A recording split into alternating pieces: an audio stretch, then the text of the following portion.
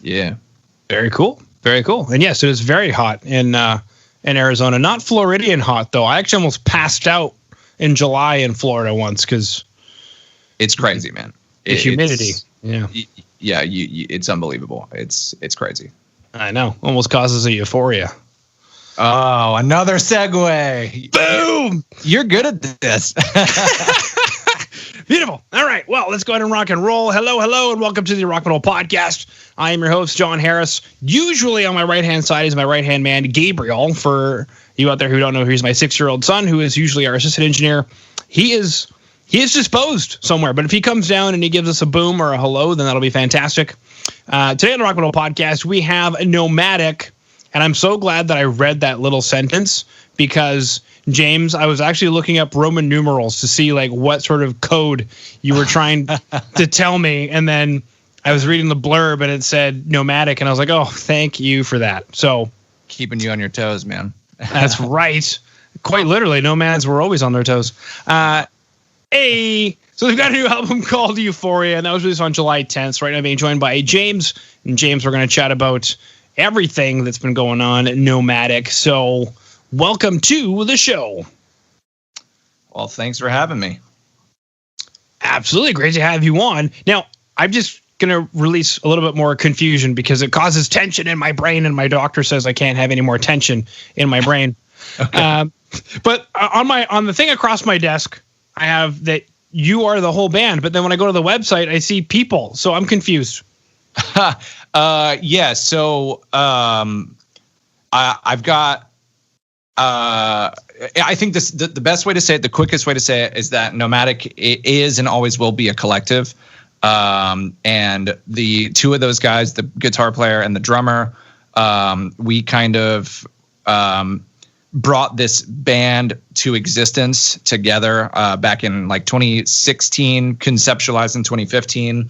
We kind of went through the ropes together, but everybody goes through different phases, and the guitarist is moving to Colorado. But he wasn't even the main guitar player on the record. Our producer did a lot of the recording of the guitars. I did a lot of writing the guitars. This has always been a collaborative effort with kind of me spearheading it. So the really only like official, I guess if you could call it that, person is me. But those guys are just as much a part of it as, you know, our producer and our graphic designer and anybody who will be writing moving forward. But yeah, that's the easy but still confusing and maybe giving you more tension answer. You know what? Maybe. I mean, I've only known you for so long, but I still know nothing about you. Oh, so that's number 4. That's number 4. You're counting, James. This is fantastic.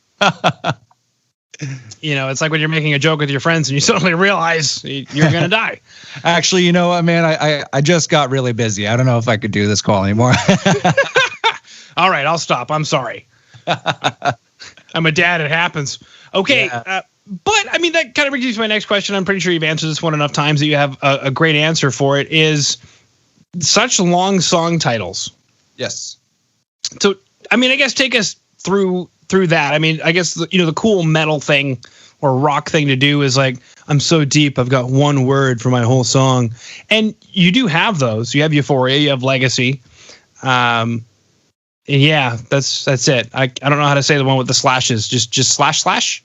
I either refer to it as the Gamby song, colloquially, to like friends who know who Gamby is, which is the featured artist, or I'll just call it the untitled track because it's meant to be nothing, right? But as far as long song titles go, there's two answers. One is more abstract and one is more straight to the point. The abstract answer is that we put out an EP called Horror back in 2016, re-released in 2017. And Horror definitely tried to sound a certain way. We wanted to be theatrical death metal that sounded like horror movies and had this like black metal influence. And we were really dark and brooding. And we sung about horror movies and we're like, yeah. And then Reach was supposed to be like metalcore and have breakdowns but still have our death metal influence. Where Euphoria, I was like, man, I just want to put out exactly what I want to put out, regardless of whether the songs sound like each other or what. I just want to put this thing out. I have this concept in my head. Obviously, it's going to be metal because that's the band's background. So that being said, I didn't want to follow any like naming conventions either, or art conventions. Like if you look at the the band's merchandise for this album, our name isn't anywhere on the merchandise. I just wanted it to be the symbol, and I wanted the symbol to be the front of the album cover. I wanted the names to be exactly what I wanted them to be. I didn't want to think about anybody else. And honestly, the fact that it's done so well, like the Billboard charts and the responses that we've been getting, that's just luck, man. I did exactly what I wanted to do, and people happen to dig it as well. But where I got the idea from, there's a band called Cloud Kicker, which is like a solo kind of, he used to be like a Genty guy. He has an EP called Subsume, and it's completely instrumental, but the song titles are very, very, very long. I'll give you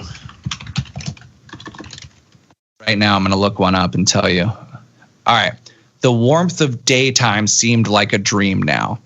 That's one of the song titles. The other one is he would be riding on the subway or writing formulas on the blackboard or having a meal, or as now sitting and talking to someone across the table, and it would envelope him like a soundless tsunami. What a hippie. Right? So that's a song title for an instrumental track. But what it does is it sets you up for the feeling you're supposed to have going into the song. And I thought that was brilliant. I was like, man, I love it. I completely stole the idea from him.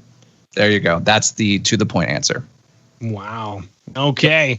Well, I mean, the thing is, it does do that, because one of the things that I was trying to gather from these really long song titles is what is James trying to say on this record? I know that you had mentioned that was just you want to just put out what you wanted to put out, but I guess lyrically, then, is there something that ties these songs together, like a theme, not necessarily a concept, but a theme?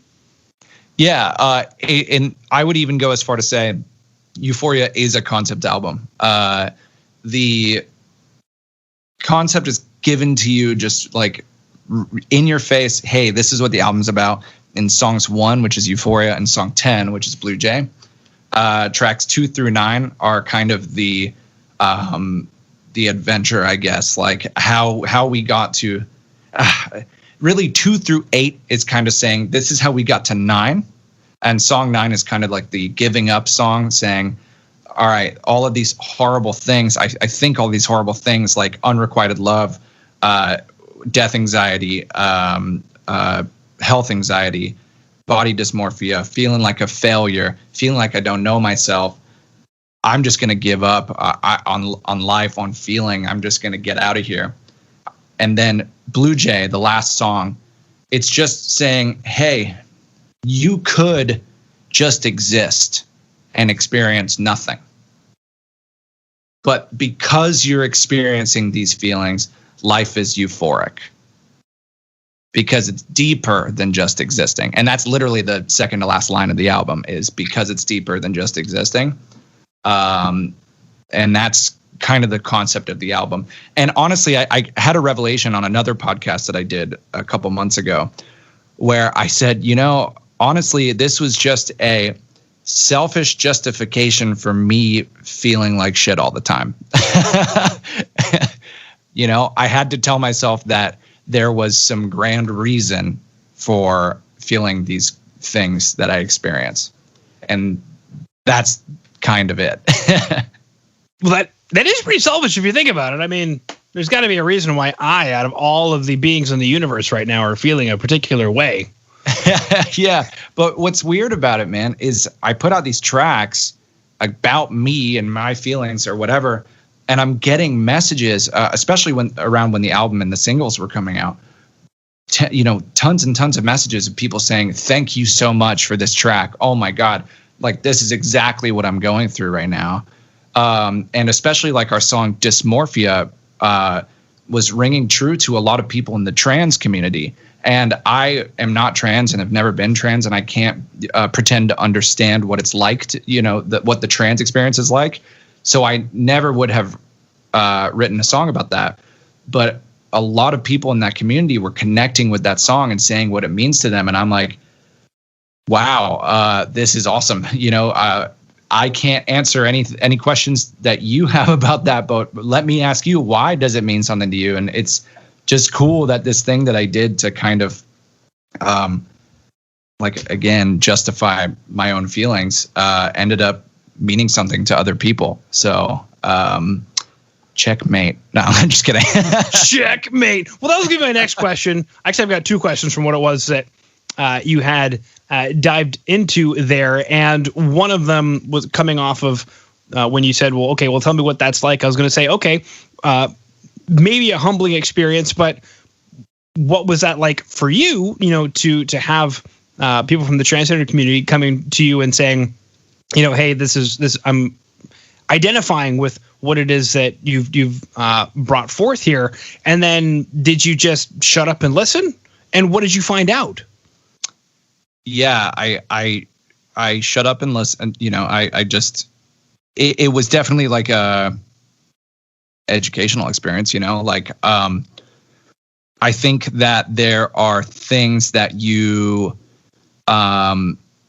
a lot of people, like, especially in the music community, they say I don't understand it, but I support it, and that was me before. And now I came out of a lot of these conversations saying I support it and I understand it. And I guess I kind of learned that my experience with this body image thing is kind of exactly what they experience, except it's not like a weight issue, which is what it was for me. But it's obviously a gender issue. But they were kind of saying a lot of the same things I was saying to myself, but just with a different subject, I guess. And different obviously emphasis? I'm not exactly, different emphasis. And I'm not exactly oppressed for being slightly overweight, where trans people are, ridiculed and insulted and denied rights and sometimes even killed. So, that was obviously an eye opener. Also kind of made me feel like, oh, I don't have it so bad. But yeah, that's that. Yeah, I'm trying to find a picture of you in a music video. I don't think I see anybody overweight, but except for that guy in the Blue Jays shirt. That guy can go to hell. Hey, but funnily enough, he wore that Blue Jays shirt, and we have a song called Blue Jays. So I know he's probably wearing that when he recorded that as well. Yeah. It's not to say that being transgender is a bad thing. That's obviously something that these people want. But a topic that has come up on the show is somebody wrote a song about no matter how rock bottom you think you've hit, there's somebody else who sees you as a guiding light. Yes. And I thought that was applicable to what it was that you were saying. Yeah, definitely. And something else that you had mentioned is, people just in general were resonating and saying, this is what I'm going through right now. And something that you had mentioned was the last 3 months have felt like one long bad dream. And every day I'm hoping I'm going to wake up. I resonate with that just in a coronavirus sense, but you released this in July. So I imagine this didn't have any bearing to coronavirus just yet. Am I correct? Yeah, that was just good timing, man. Honestly, just coincidence. Okay. The song, I don't know if this is what you're going to ask next, but the song was written, the instrumentals were written in 2017. And the title is literally from a tweet that I put out that was exactly the same as the title. And it was about a diagnosis that I had just received. I got diagnosed with a brain illness in February 2017. And at the time, it was really, really an awful experience. I wasn't used to having a chronic illness. And there would be cycling symptoms or new symptoms almost every day. And it was kind of a nightmare. And me kind of like being right about my own health anxieties caused new health anxieties. So I wrote that song about that. And it's actually, funnily enough, the lyrics in that song are pretty damn literal, but it's another example of you can take them however you want to, depending on what you're going through. But the first line, one of the first lines is, "I'm becoming unstitched. What parts of me will be left?" That's about me thinking that I was about to go and have brain surgery on the back of my neck. And the like symbol, I don't know, you would call it, I guess, like the symbol for the disease that I have is like a zipper, and unzipping, unstitching, and that was a very literal lyric, but a lot of people are, taking it how they want to, which is cool. But yeah, I ended up putting it out 3 months into the coronavirus pandemic, and people were like, again, connecting with it, and it has really nothing to do with what the song was actually about. But hey, it's not my place to say, right? Yeah, I suppose so. I was going to make another quip, but since you've already threatened to leave the interview, I'm not going to. I've gotten over it. I needed another one. You need another one? Well, yeah. I don't have enough dad attention in my life. I'm just kidding. Sorry. Well, I guess that makes two of us. And whale, womp womp. Uh-oh. Yeah. No, it's just a couple of dead oaks under the bridge. But Jesus. Well, speaking of legacies, yeah, that's 2 in a row. 2 in a row, baby. 2 in a row. Yeah, the Dead Oaks one, I was like, I don't know if I could squeeze that in there, and I just did right off the cuff. And then the Legacy one, I'd already had cocked, locked, and loaded. So I'm loving this. This is the best interview so far. So let's go. Only because of the quips. Only because of the quips and your sense of humor. Only. Oh, well, thank you. I'll tell my wife that I have a sense of humor, and we'll go from there. Oh, man. You hear that, honey? James says I have a sense of humor. And then she'll be like, well, then why don't you and James go start a fan club? I'm like, all right, for fan club for what? But groovy. Okay, well, I think I get the gist of it. And something that you kind of mentioned there, Lucy, was almost like health anxieties with inside of health anxieties, like a dream within a dream, like trying to quash other anxieties led to other anxieties. And this is starting to sound, lately I've been reading a lot of philosophy about the Western world versus the Eastern world, essentially, and getting into Buddhism versus other elements of trying to heal the psyche. And it almost sounds like something I'd read recently where a lot of times, especially in the West, when we try to squash things in our psyche, we end up creating other ailments. Is that something that sounds reasonable? Yeah, that does. And that also sounds interesting. What did you like? What else? I mean, tell me more. Tell you more. Oh no, the spotlight's on me. Well, I guess the question is, of that, what in particular did you want to hear more? One of the things that now that a flash of insight has come to me was to work through traumatic experiences. A lot of it has to do with traumatic experiences. And actually go into those traumatic experiences and seek healing from the traumatic experience to then come to a point of recognition where, kind of like in a indigenous rite of passage, some sort of traumatic experience happens, whatever that is, but then there's a welcoming back to the village where we can acknowledge that as a group, this person has now changed for the better, and they're now taking on something new, whereas a lot of traumatic experiences don't have that rite of passage completion. And so what ends up happening is a lot of therapies will serve to eliminate that trauma from the memory. It's not happening anymore. We're not there anymore. So either reframe it so that it's different because it's your memory that you're holding on to, so you can choose to do whatever you want with it, or just erase it because it's your memory. You can do whatever you want with it. Whereas reading some newer research on, well, why don't we actually create some kind of a rite of passage so that the psyche can actually heal, because the psyche needs that rite of passage completion moment. Interesting. I don't know if that was what you wanted to hear, but I like it. I'm enjoying what I'm hearing, so it must have been. Yeah. That's cool, man. Maybe you can send me some things to read on the chat after this. I sure can. Dope. Hell yeah. Yeah, I'll send you a lot of stuff because my wife had postpartum depression with our first child. And she went to a therapist and gave her a bunch of books. And at the time, like 6 years ago, I was like, who needs any of that stuff? But she kept the books on the shelf. And I would just walk by them and they would like, John, you know you want to read me. And I don't know why they have a British accent, but they do. Great British accent. Thank you. Intelligent people are British. John, you know you want to read me. Come on now. Although that was not an intelligent British accent. That was more like a coal miner's child. Yeah, definitely. Yeah. I can say that as a Brit, too. Exactly. Well, yes. Jonathan, come over here, please. We'll have some tea. Really lovely. I did chat with one person like that. I was like, oh, they're real. And then during the lockdown where I was at home for 3 months, I was just like, man, I'm bored. Let's go read this book about emotions and vulnerability and shame. And I walked away from it and I was like, honey, I think I need to work on my vulnerability. And she crucified me, James.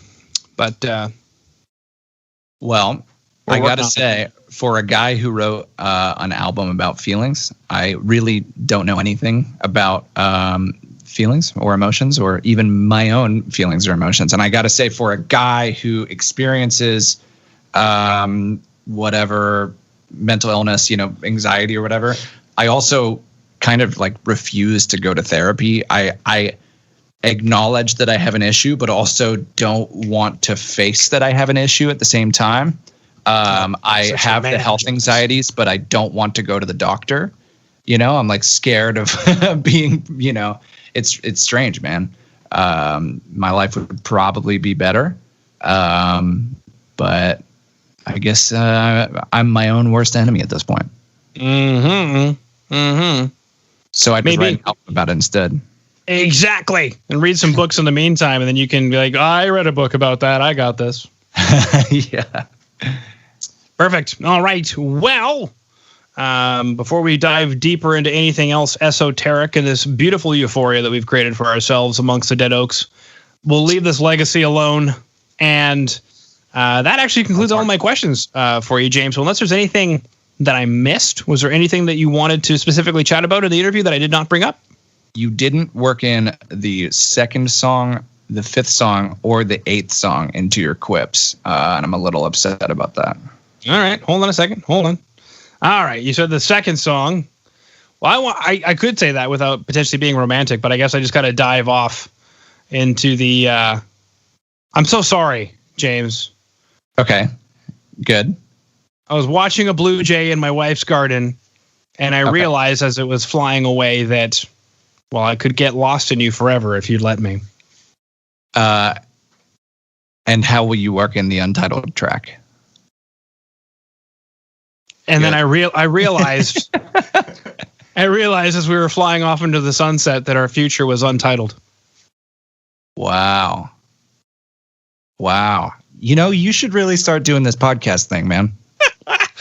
I've been thinking about getting started, but I just don't know how. I'm like, man, I think that's a Euphoria song title. Yeah. I've been thinking about getting started, but just don't know how.